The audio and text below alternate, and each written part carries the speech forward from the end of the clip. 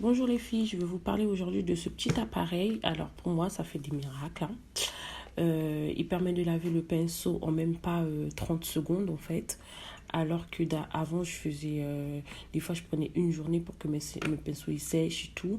Mais là, je les lave et je les sèche en même pas 30 secondes. Alors, ça se présente... Enfin, ça arrive là dans une petite boîte comme ça en fait. Et c'est bien protégé en fait. Et... dans la petite boîte, on va avoir un petit bocal en verre, comme ceci, transparent.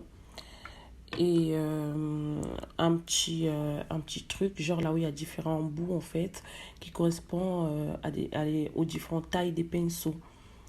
Et ensuite, on va avoir une notice, voilà, là où tout est expliqué en fait. C'est une longue notice comme ça, donc vous allez voir, c'est super facile à utiliser. Alors, dans le petit carton, on va encore avoir le petit appareil. Voilà, il y a un petit bouton qui va servir à tourner le pinceau dans le bocal là-dedans. J'appuie le petit bouton, ça s'arrête. Ensuite, on a encore ça. C'est un petit machin qui va permettre à venir prendre les embouts là pour les mettre dans l'appareil. Ensuite, on a la petite pochette pour protéger l'appareil pendant, je sais pas moi, vos voyages, vos déplacements. Parce que je juge que le truc, il est super fragile, je pense. Et voilà, donc juste par précision, ça, il y en a en plusieurs couleurs. Il y a le rouge, il y a le noir et il y a le blanc. La petite notice, donc je vous ai déjà parlé de tout ça. Et voilà, dans le carton, on a tout ça à peu près. On a tous ces objets. Alors, 1, 2, 3, 4. Donc là, je vais vous présenter comment ça marche. Je vais essayer de laver un pinceau et vous allez voir en fait. Je vais utiliser un pinceau touffu comme ça, pour celui que j'utilise pour la poudre. Donc du coup, c'est lui qui va me servir de cobaye aujourd'hui. Donc voilà, je vais le prendre et je vais mesurer en fait. Là où ça rentre, ben là normalement, ça rentre pas là, c'est un peu trop grand. Donc là, je pense que ça va rentrer là. Donc du coup, je le prends, voilà. Et je vais venir prendre le petit appareil que je vais mettre. Désolée, excusez-moi, j'ai plus de main. À l'intérieur. Là, je vais d'abord tremper mon pinceau. Je trempe pendant 3 secondes. Oh, mon pinceau il était vraiment sale. Et là, je vais appuyer. Et j'appuie, il va laver. Donc là, pendant 10 secondes à peu près.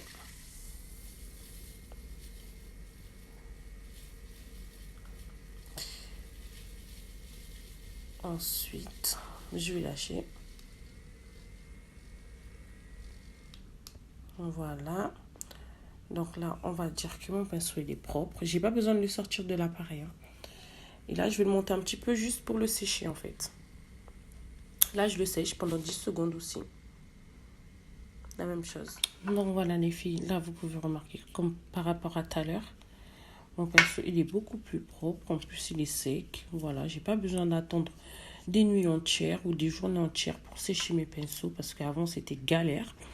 Avant je pouvais laver le soir et je fais sécher et genre le lendemain, genre pour utiliser, c'était toujours pas sec en fait. Et là même entre deux applications, je pense que je pourrais laver, ensuite réutiliser le pinceau. Donc voilà les filles. Je vais essayer avec un autre petit pinceau comme ça. Voilà, c'est un petit pinceau, vous voyez, à faire à paupières, estompeur. Donc je vais essayer. Il a un petit embout. Alors je pense que ça sera là. Ouais. Donc du coup, voilà, je vais essayer celui-là. Comme vous pouvez voir, mon pinceau, il est, on va dire, il est rose, il est jaune. Par rapport au fard à paupières que j'ai utilisé. Donc, on va dire là, il est vraiment très sale. Et ensuite, les filles, un petit conseil, nettoyez vos pinceaux, vos petits blenders, vos éponges. Parce qu'il y a des microbes, il y a des bactéries et tout ça quand vous mettez sur votre peau. Des fois, ça peut donner de l'acné, ça peut donner des boutons, ça peut donner des rougeurs. Donc, du coup, franchement, je vous conseille de laver vos pinceaux le plus souvent possible en fait. Parce que, comme vous pouvez voir, c'est des trucs qui vont sur le visage et on va pas se réveiller un matin avec un gros bouton sur le front à cause d'un pinceau qu'on n'a pas nettoyé et les bactéries qui sont accrochées dessus en fait. Bon bref, je vais faire la même chose que mon grand pinceau. Donc je vais tremper comme ça pendant 3 secondes. Je vous montre comment ça se passe à l'intérieur. Et ensuite, j'appuie le petit bouton, vous voyez. Et là, vous pouvez remarquer que même mon eau, elle est rose, quoi, en fait. J'appuie le petit bouton pendant 10 secondes, pardon.